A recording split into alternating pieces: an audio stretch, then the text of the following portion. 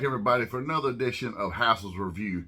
And boy, do I got a doozy for you folks today.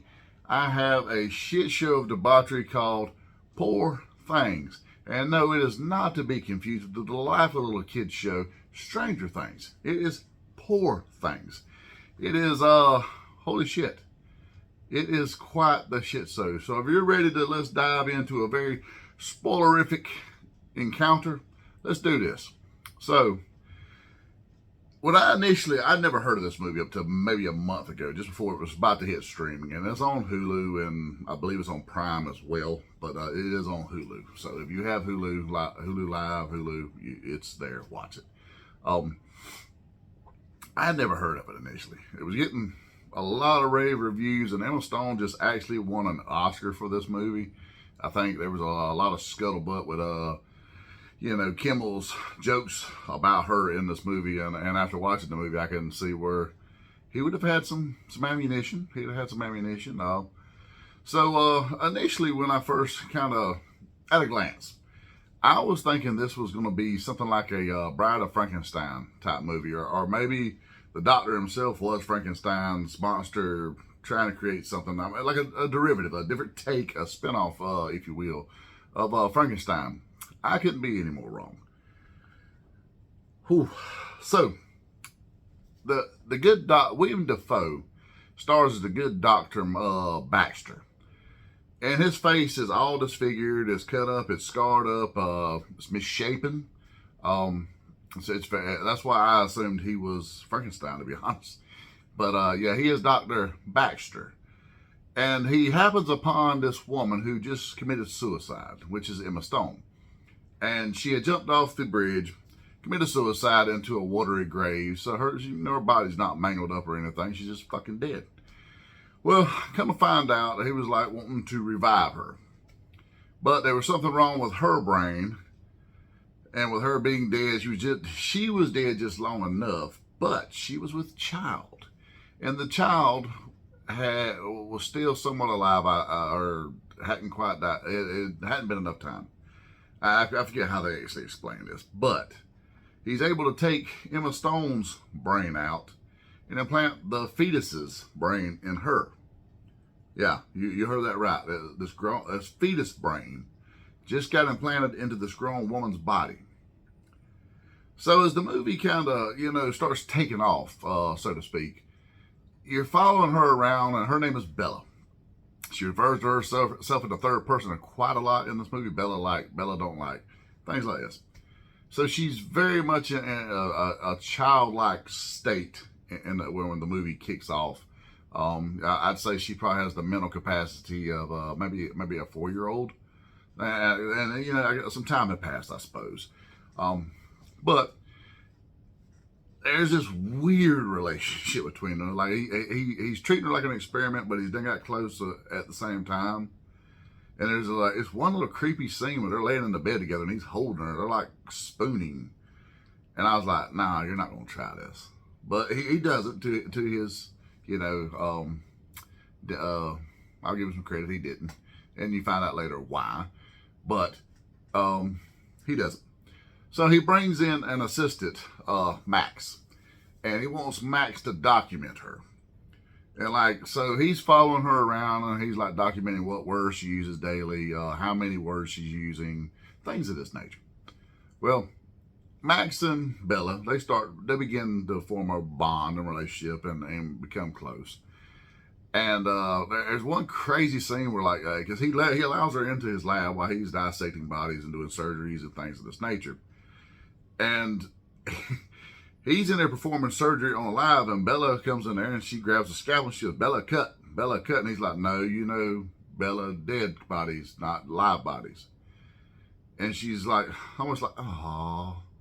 And goes off to the side there, and there's just happens to be a fucking corpse there. Next thing you know, she just starts stabbing this poor bastard in the eyes and going, squishy, squishy, squishy.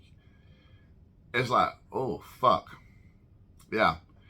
So then there's this whole dinner fiasco. Which, first of all, the house itself. Okay, there's a fucking big rooster walking around that is barking. there's several different animals that are pieced together. You know, at some point in the movie, you see things that's like he's experimented on every fucking thing. I mean, he has just done every fucking thing. Well, they're sitting there at the dinner table, and Bella, she's eating like with her hands and shit like a savage. And he's, you know, cutting his food finally because he's a refined man. But he also has this like hose tubed into his side there. And they say, you know, he burps this like big bubble out. And the big bubble pops. So it's some kind of nutrients that he's putting into his body through a port. It was, I don't know. Maybe it got explained and I missed it. It is one of those movies where you really, you got to be paying attention because it is fucking all over the place and you have no room to pick your phone up and, you know, give Monopoly Go a spin. You need to pay attention.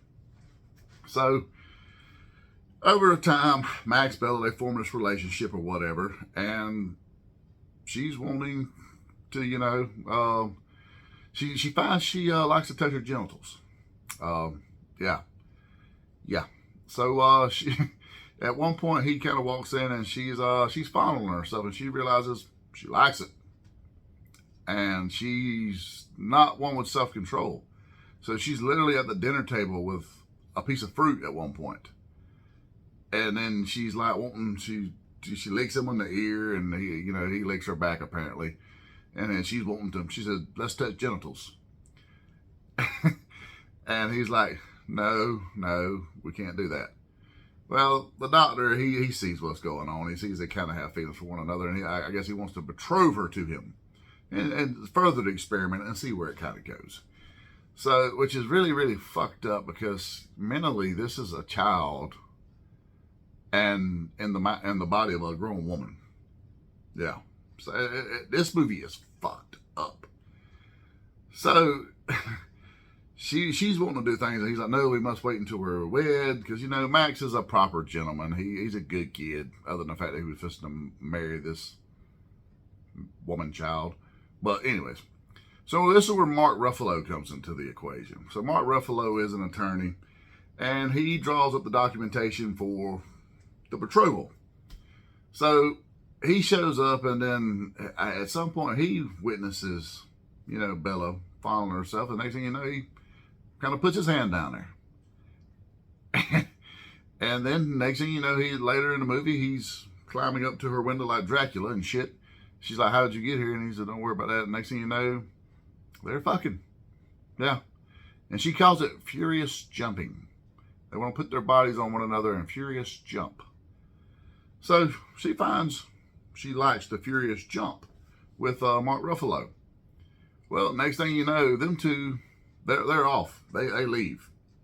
And Max is cool, but he's like, we're betrothed and all this stuff. And she's like, well, I want to go do this. And she's like, okay, go. Father doesn't like it. Or she calls him God, Willem Dafoe, Dr. Baxter. She calls him God the whole time. No, she don't call him Dad. She don't call him, he's God. That's what she calls him. And like the first portion of this movie is in black and white up until Emma Stone and Ruffalo leave. So once they leave, then it becomes color. And like for the next 20 minutes of this movie is just basically them two fucking or furious jumping everywhere. It's just like scene after scene after scene of that. So I do not recommend you watch this movie with people that you're going to get uncomfortable around nudity and sex scenes with.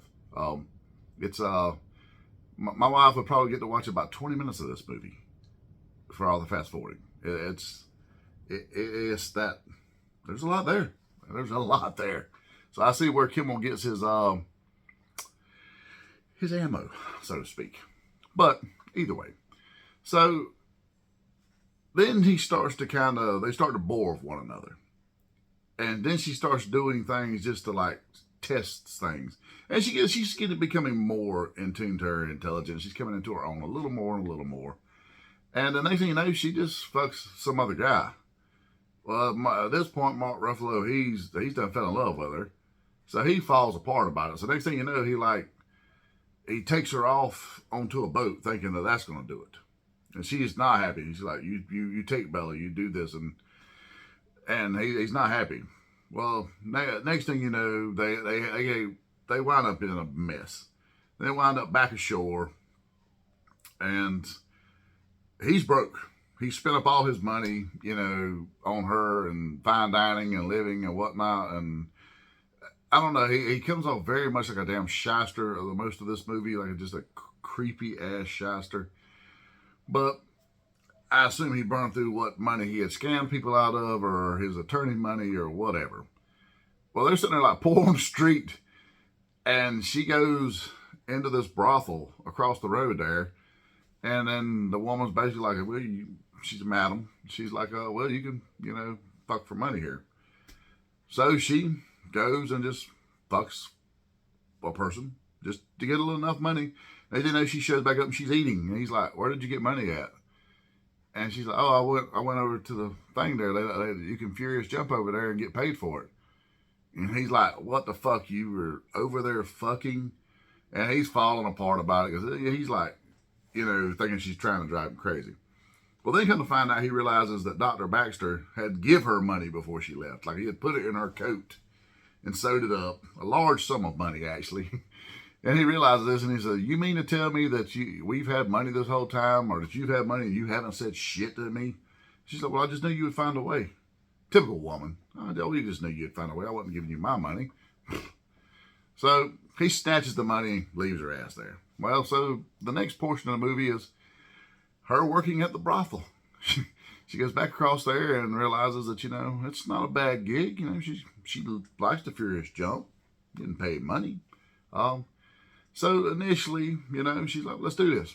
And then, you start getting what I'm sure a lot of prostitutes get, the less than desirables. And she realizes it's not all, hey, I want this guy here. You get those undesirables.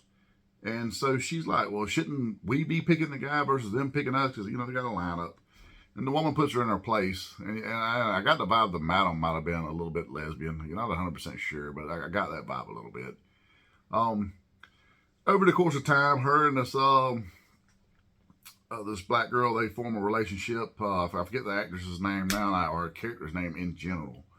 But apparently they form a relationship, and for a while you think they're just friends, and then they turn out being lesbian with one another. So it takes that spin. It's just a whole thing. Well, she does this for quite a while. The next thing you know, she goes home. She goes back to the good doctor because the good doctor's sick and dying. He's got some sort of cancer. He actually helps do surgery on himself with Max, and then closes himself back up, which was like, holy shit. And that was one of the things that Max was always like, well, I just assumed you were lying with her. And he's like, I couldn't if I wanted to for two reasons. Either one, at some point, the paternal instincts kicked in, and it was like she was my daughter. He said, and another, my father was a cruel and stupid man, and apparently he had made him a eunuch. He had put a hot iron on his genitals. So he basically says that it would take the amount of energy that it took to create her to get his genitals to work. Yeah, this movie is fucked. And along the way, while she's, furious jumping in the brothel, they create another version of her. They do it again. Yeah, when Max helps this time, but he's trying to, Dr. Baxter doesn't want to be close to it this time. It's an experiment, only experiment. So he's like shutting it off, not treating it, like he did Bella, who he, over time developed a father-daughter relationship with. Well, Bella returns home, and she's not happy when she sees they've pretty much created another version of her. She is not liking that one bit. But by this time, she's starting to become pretty intelligent. She'll still refer to herself in third person, but she's starting to become pretty intelligent along the way. So she asks Max, and Max tells her he still loves her. And she's like, so I was a whore, and you still would want to be betrothed with me? And he's like, yeah. So they go to set up to have this big fancy wedding because, hey, she sowed her oats.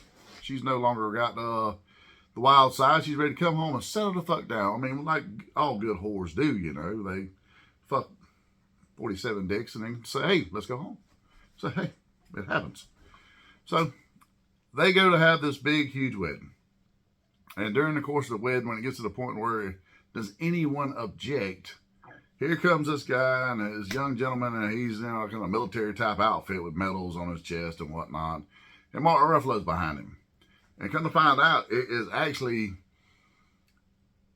the woman that jumped off of the bridge that becomes Bella is her husband. Yes. So she can't marry. She's fucking married to this guy. And he's like, you know, you're my wife. You need to come home with me.